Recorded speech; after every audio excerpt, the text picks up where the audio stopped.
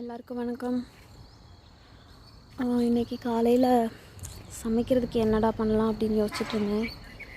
சரி, இன்றைக்கி நம்ம தோட்டத்துலேருந்தே காய்கறி பறிச்சிக்கலாம், இன்றைக்கி சாம்பார் இந்த மாதிரி வச்சுக்கலான்னு பறிச்சாச்சு. இன்னும் கொஞ்சம் பறிக்க போகிறேன்.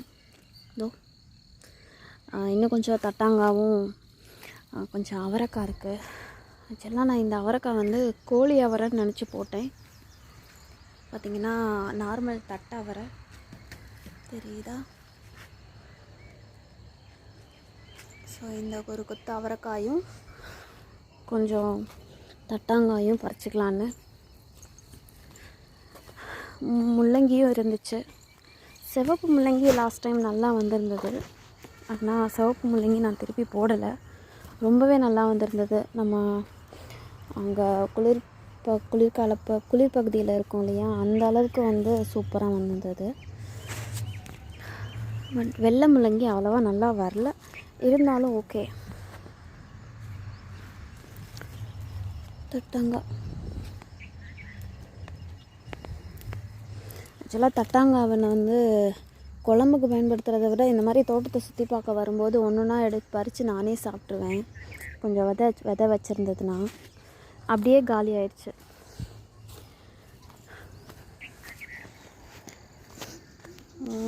கொஞ்சம் நாள் ஆகும் கத்திரிக்காய் வரத்துக்கு. இப்போதைக்கு தட்டாங்காய் மட்டும் பறிச்சுக்கோ.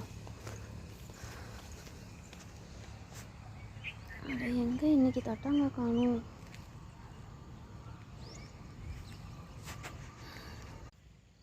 பாருங்கள் மக்களே, கொஞ்ச நாளாக இந்த அஸ்வினி இல்லாமல் இருந்துச்சு. பாருங்கள் எவ்வளோ அஸ்வினிண்டு. இங்கே பாருங்க, ஒரு காய் முழுக்க அஸ்வினி. இது எங்கிட்ட சரி பண்ண அதை தண்ணி அடித்து விட்டாலும் திருப்பி வரும். இந்த ஓரத்தில் மட்டும் எப்படித்தான் இப்படி அஸ்வினி வருதோ.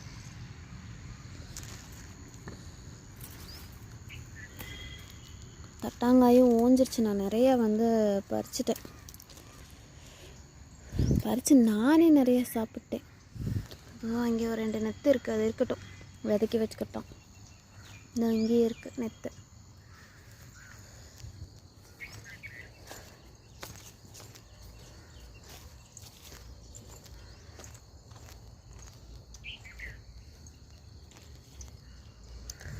அம்மா